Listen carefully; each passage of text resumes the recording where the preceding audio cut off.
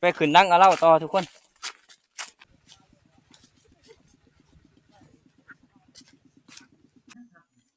ใส่ผักหอมจังหน่อยพอมันหอมรับกลิ่นมัน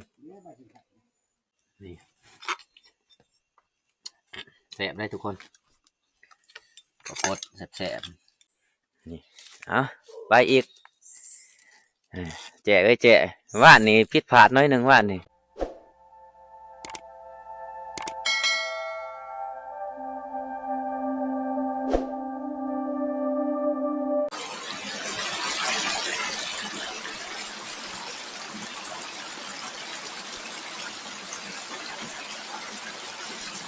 การทักทายสบายดีทุกคนสบายดีตอนแรกนะตอนนี้ก็แต่บ่าย2 โมงแล้วทุกคนเลยเอากะสิกลับเที่ยงหน้าหน่อยเฮาคือเก่าเนาะนี่สิ่งที่เฮาสิหามเอาหน้ามื้อนี่ก็คือปลาสมนี่ก็คือปลาแห้งกับติ๊บเขาเฮา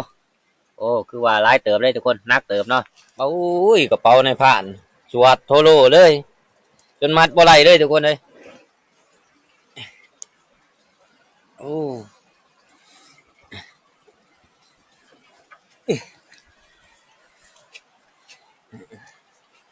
ลงเศษแต่ละเถื่อนักเอา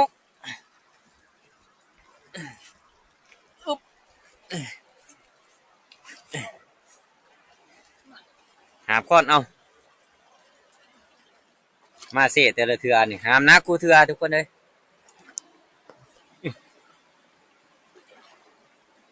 ต้องได้หาบอุ๊บโอ้โหขึ้นมาไหลยินเมิน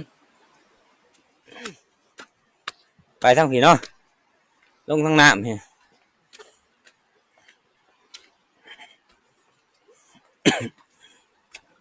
ว่าสิเมื่อหอดบ้านเมื่อบ่หอดทุกคนเลยมันคำเลย2 โมงปลายเลยเอื้อนจะสิลงแต่เช้านะ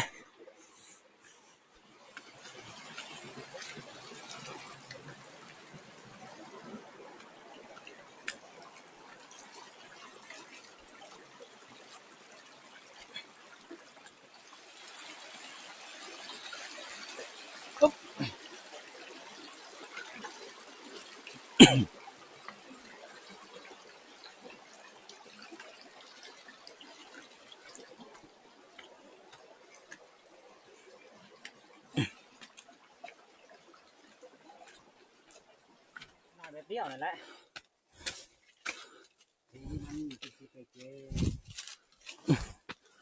โอ้ทางก็ขึ้นยากอีดีอุ๊บตายขากับคนขาอ่อนๆซ้ำมาหาฝากฟังกันทุกคนทั้งเมื่อยขาทั้งเมื่อยแอวทั้งเมื่อยบ่าโอ้เบิดเท่านั้นทุกคนเลย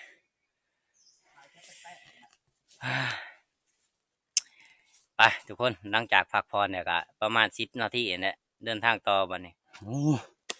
ยังอีกพักหนึ่งสั้นเป็นสั้นพักนี่อุ๊บโอ้ใหญ่ขาห่างนะบ่อยากทกขึ้นมามันหน่อยนี่แหละเวลาขึ้นขี้นคือเนี่ย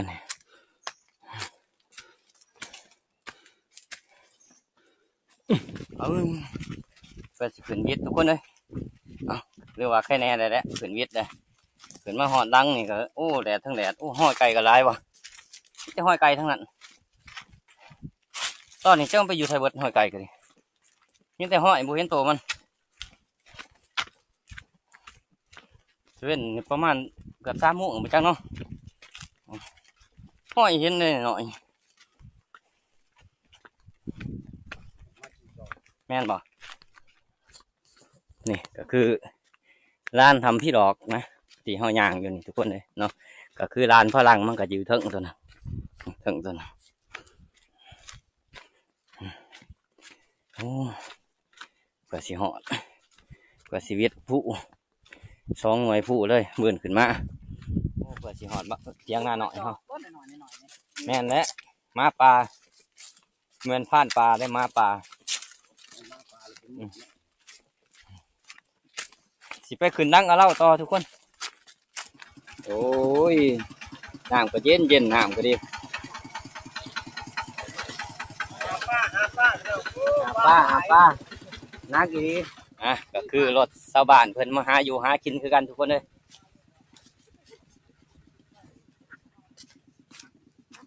ตอนนี้เขาก็มาหอดเที่ยงเขาเป็นที่เรียบร้อยทุกคนเลยโอ้ยมีแต่เครื่องผ่านใหญ่อึ๊บโอ้มาเมื่อแถววะ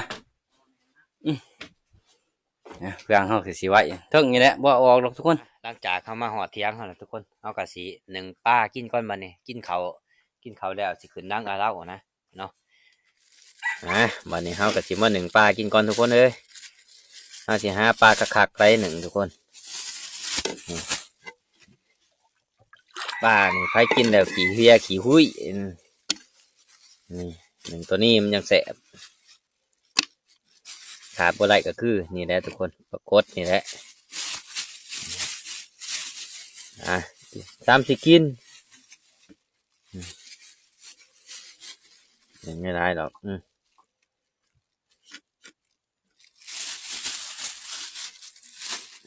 ใส่ผักหอมจังหน่อยพอมันหอมรับกลิ่นมันพอ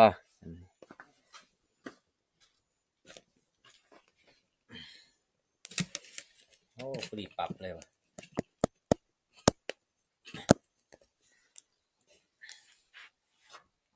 เบิ้งเป็นจังไรเลยหนึ่งปลาเนี่ยโอ้ย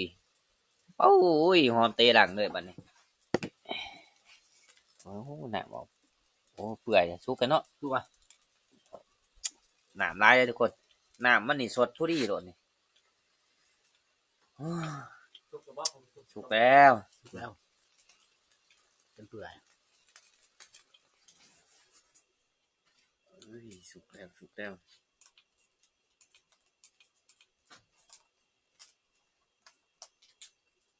สำต้มด้วยมา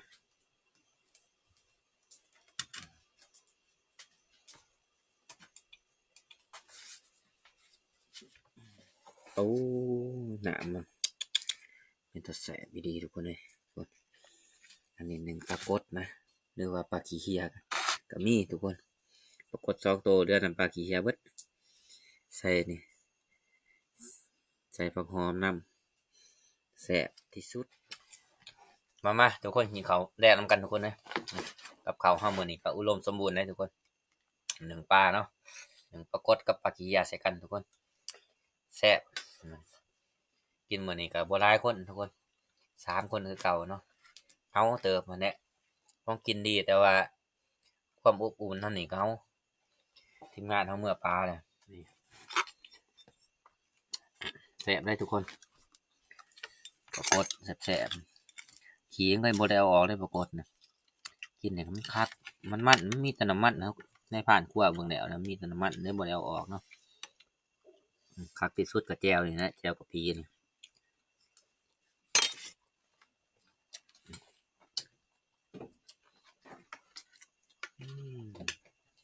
เนี่ยตีอย่างเดียวตีอย่างเดียวตีจะเข่าแล้วกากลายมาตรงไหนนี่จะกากมาไหมบ่มีบ่เสียไหมเอากากอยู่เซ่ผมเบิดน้ำมันออกลายเนาะแกะทุกคนนานๆในกินที่หนึ่งนะ1 ปลา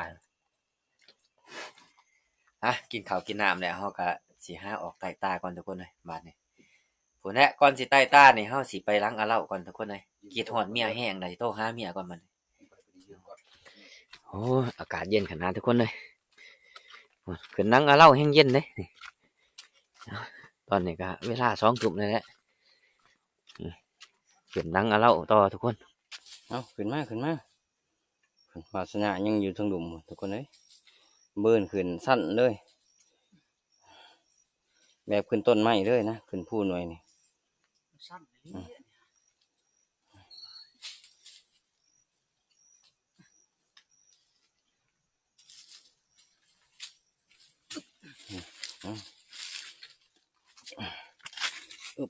ความสั่นของมัน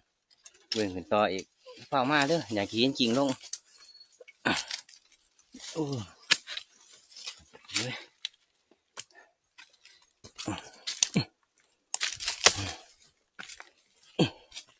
นี่แหละในผ่านบ่จะขึ้นหัวเราทุกคนเลยมันสูงมันสั้นตอนนี้เฮากะหอดลังผูเป็นทีเรียบร้อยทุกคนโอ้เพื่อสิขึ้นหอดสั้นอีดีเครือแต่เลยขนาดอากาศหนาวนะไปต่อบัดนี้พุ่นแหละไปบ่มีสัญญาณพุ่นแหละจังสิได้โทรหาเมียนอนน่ะบ่จักเพิ่นทุกคนเลยนี่หอดเทิงจุดยอดสูงๆของอาเล่านะแต่เฮาสุมฟืนสุมไฟเคียงก่อนทุกคนมันหนาวแห้งหลายจะมันหนาวทุกคนเลยโอ้ยความหนาวบ่ให้เว้าเลยปากจนเป็นอายควันเลยมานี่เดินทางต่อมาทุกคนออกไต่ตานะแล้วก็ยางลัดมันกินมากอกเดือมนี่แหละนานี่มันจะกินมากอกเดือมเข้ามาแต่นะทุกคนหนาวกับพอหนาวจากสียางหอดใจตอนนี้ก็เวลาตีหนึ่งตอนหลังจากเราลงมาแต่หลังเล่าเนาะ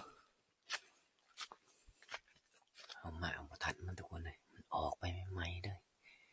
มันคมบกกระบกน้ำลายยังเปียกอยู่ทุกคนเลยนี่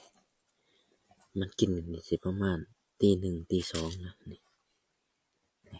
เปียกอยู่ทุกคนเลยโอ้ยใหม่เลยเอามาเอาทันนาซีไรนี่ทุกคนเลยกินอยู่กลางทางเลยนะนี่มันจะรุดหากินมันได้กินสายกินหากินมากในยังทุกคนเพราะว่ามักกระบอกยามนี่มันจะเบิดนะนี่เปียกเลยทุกคนเลยนี่ไปต่อครับเที่ยงหน่อยครับคุณเนี่ยทุกคนตอนนี้เขากะหอเที่ยงเป็นทีเรียบร้อยทุกคนเลยโอ้หนาวแห้งอีดีไปไต่ตากับพอยังหรือว่าพออยู่บกศอกตัวหนึ่งทุกคนเอาเข่าไปนะมันกระถือล่มก่อนเนาะมาได้ทับซ้ำทุกคนเลยแต่ก็มาหอดลงหน่อยนี่ก็พอห้อยมันกินออกไม่ไหมเลยทุกคนหมูสุ่มนะตัวนี้โอ้บัดนี้ให้ผ่านพักฟังก่อนมืออื่นเสาร์จ้ะลุ้นกันไหมทุกคนในผ่านสิบต่อไกลอย่างมืออื่นเสาร์นะตอนนี้ก็เวลาตี 3แล้วแหละโอ้ยทุกคนเลยเกือบนอนดื่มตื่นบัดนี้ตื่นมาแล้วเฮาก็สิไปต่อไก่ก่อนบัดนี้ทุกคนเลยไก่คันตั้งแต่เช้าๆพุ่นแอกเลยเอามาคืนนี่ก็ฮอดเที่ยงนาหน่อยเฮาก็ประมาณ4 โมงนะที่แรกว่าเฮาว่าสิต่อแต่ว่านี่พุ่นน่ะเฮาบ่ได้ต่อทีมงานเฮามาเลยทุกคนนี่ไปอีกแจ้ว่านนี่ผิดพลาดน้อยหนึ่งว่านนี่ยิ่งบ่ถือกว่านนี่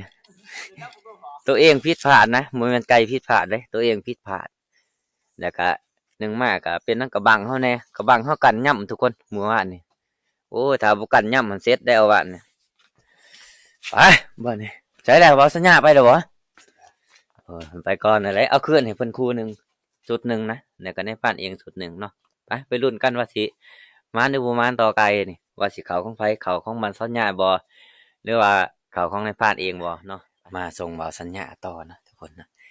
ก็สิมาส่งเพิ่นน่ะเพิ่นปักคืนบ่ทันเป็นเนาะเพราะว่ามื้อนี้เพิ่นต่อคืนทุกคนตัวนี้นี่ไก่เพิ่นเอาลองไก่ใหม่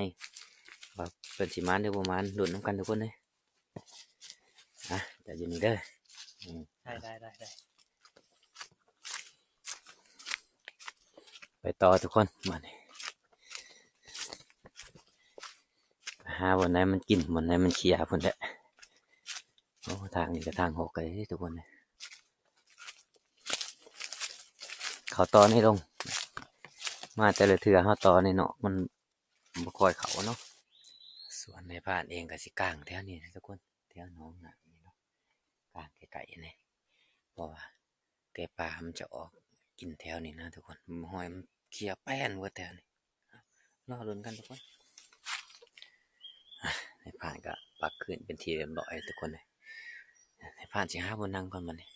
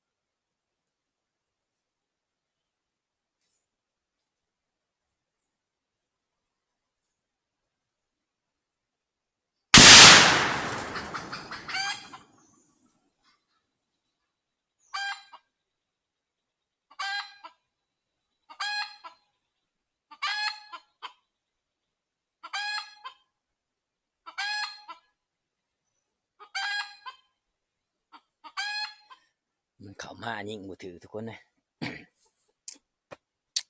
พลาดไปอีกแล้วตัวหนึ่งทุกคนวาดนี่ก็พลาดมื้อนี้ก็พลาดอีกแล้วโอ้คือว่าแหละเฮาบ่มีลูกวานคนเลยยิ่งแต่ลูกโหลด2ลูกเนาะโอ้นายทุกคนไปบัดนี้เฮาก็สิกลับมื้อเที่ยงเฮาคือเก่าทุกคนเลยตอนนี้มันก็สวยเนาะเฮาสิกลับบ้านนำกับแม่บักใหญ่ทุกคนเลยในผ่านทับบ่ถือ ตอนนี้เฮาก็มาฮอดเที่ยงเฮาเป็นที่เรียบร้อยทุกคนเลยเฮาก็สิหากินข้าวกินน้ำก่อนสิกลับบ้านนะกินข้าวกินน้ำแล้วทับไก่ก็บ่ถือต่อไก่ทุกคนเด้อตนาศิลาอีดีคือทุกคนเห็นในคลิปหั่นแหละทุกคนอ๋อกับข้าวเฮากินปิ้งปลาเป็นตาสิฮอดเทือนอยู่บ่นี่ประมาณนัวอยู่บ่ นวดบ่นวดแล้วบ่ทันใส่เป็นนวด ใส่ได้เป็นนัวปลานั่นบ่ผสมหั่นบ่โอ้ผสมนึกว่าปลาข่อยมักฮะมาทุกคนกินข้าวนำกันข้าวเช้านะกินแล้วก็เดินทางกลับบ้านเฮาต่อบัดนี้โอ้ได้กินข้าวดีว่ามื้อนี้อยู่ซี่ได้กินแต่ข้าวมันกินอีกากปลาก็บ่ได้เก็บข้างยิ่งไกลบ้าน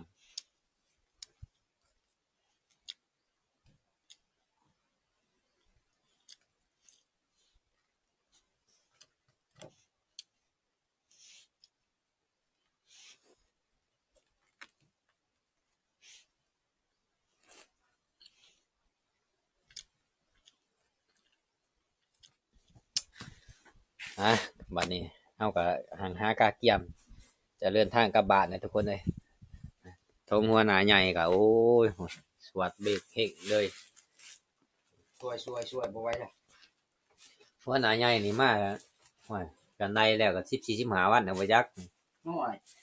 3วันพัก4วันพัก ที่ป้ายเด้อ พักอยู่โบกป่าโต๊กแล้วก็มาพักอยู่ละหาง 2คืนละหาง2คืนเป็น4อืม4มันอยู่เที่ยงนี่คืนนึงเป็นเออ5อยู่เซ่3อยู่เซ่4เก้าคืน เก้ามาอยู่นี่ได้คืนหนึ คื ง น10คืน 10คืนน่ะหัวหน้าใหญ่เขานี่ว่ามาขอสิหาบนี่เฮาก็สิหาบคือเก่าทุกคนเลยนี่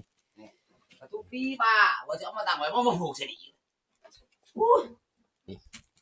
เครื่องเฮาสิหาบนะ ว่าสิเอาลงไปใส่กี่ป้า หาปลาคือเก่าหั่นแหละตัวนี้ก็คือปลาใหญ่เฮานะตัวนี้ บ่ได้เอาลงไปใส่กี่ป้าอยู่เซ่ 3คน3โตวพอดีทุกคนเอ้ย คนโตเนาะ ปานวนจันทร์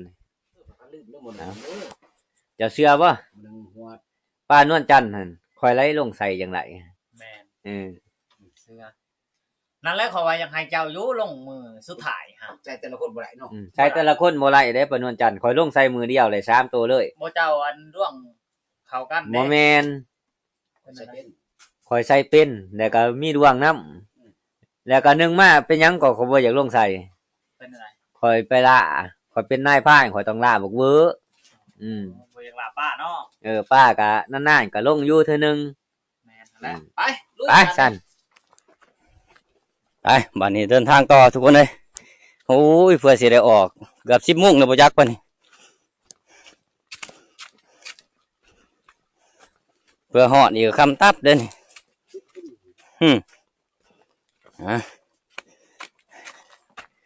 เดี๋ยวว่าเฮามากะล้นเติบใส่ชีวิตอยู่ในป่าในดงนี่4-5 คืนแต่ในป่านี่ทุกคนเลยหาเพื่อเก่าอีกทุกคนเลยนักเติบเลยเมื่อวานนี่คือบ่ปานใด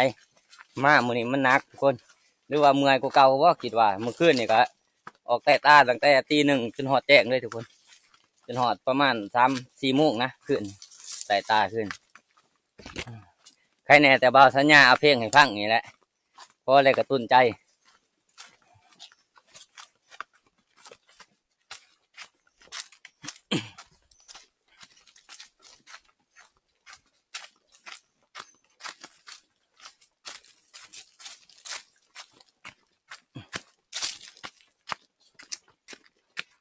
ตอนนี้เฮาก็ฮอดเครื่องทางแล้วทุกคนเลยก็คือห้วยละหังใหญ่นะเฮาฮอดจะพักผ่อนก่อนคราวหนึงเนาะเฮาจังเดินทางต่อนะโอ้เมื่อยขนาดทุกคนเลยทั้งเมื่อยทั้งหนักน้ำก็ใสขนาดเลยแต่อันนี้ทุกคนเลยหมดป่าก็โอ้น่าสิมีหลายป่าถ้าบ่หนาวนะไป ไปบัดนี้ทุกคนหลังจากเฮานั่งแบบประมาณ10นาทีนะเดินทางต่อบัดนี้โอ้เพื่อสิเหาะนี่ก็ค่ำเติบแล้วทุกคนเลยไปนักอีดีมีหมูนะสีนหมูแล้วก็ป้าแห้งอยู่เนี่ยก็ทงโมโลทุกคนเลยนัก พอหลอดนี่จัดนักเนาะ คือว่าเบิ่งมาเฮามาอยู่โบกประตกนี่2คืนเนาะคืนหนึ่งหรือ2คืน สอง แต่ก็ไปอยู่เที่ยงนาหน่อยคืนหนึ่งไปอยู่เสียจะคืน3คืนบ่3คืน 3บ่4คืน7คืนนะแล้วเฮาก็มาอยู่เที่ยงนาหน่อยอีก8คืนแต่ในผ่านเอง8คืนทุกคนเลยเอาเขาป่างวนนี่ถือว่าจัดหนักจัดเต็มทุกคน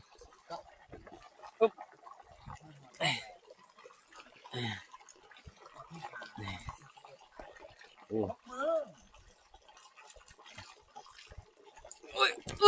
แต่ว่าที่หาบ่แต่ว่าที่6 จองคืน เนาะ 2คืนเนี่ยขอกลับลงเมื่อคืนหนึ่ง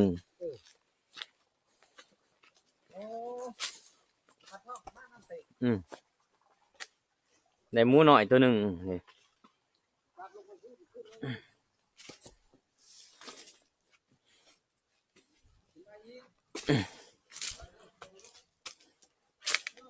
ไปโอ้ยทางกระเมือนขนาด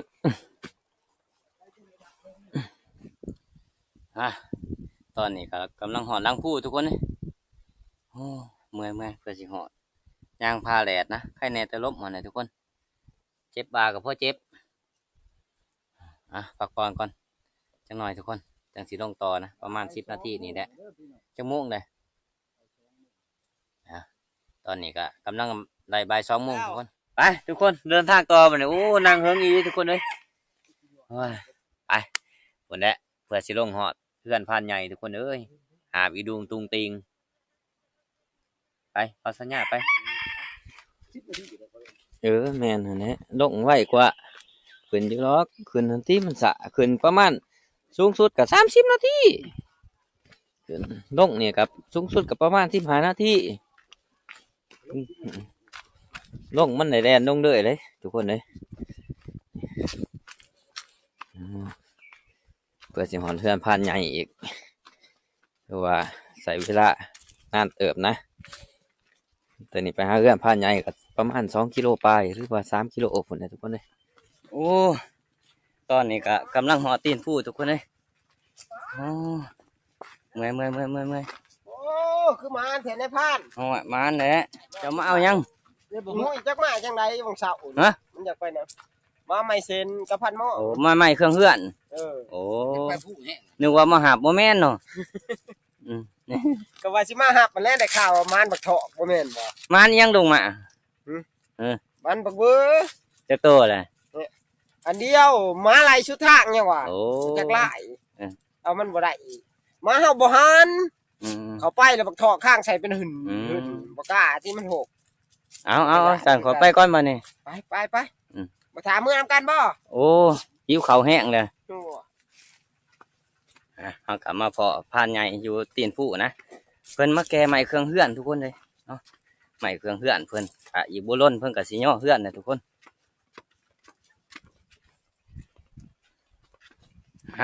ตอนนี้เฮาก็บิดผู้เป็นที่เรียบร้อยแล้วทุกคนเลยเนาะก็คลิปวิดีโอนี่ก็บ่มีหยังหลายทุกคนในพานก็สิปิดคลิปไว้เพียงเท่านี้นะรอติดตามคลิปวิดีโอหน้านะทุกคนบ๊ายบายทุกคน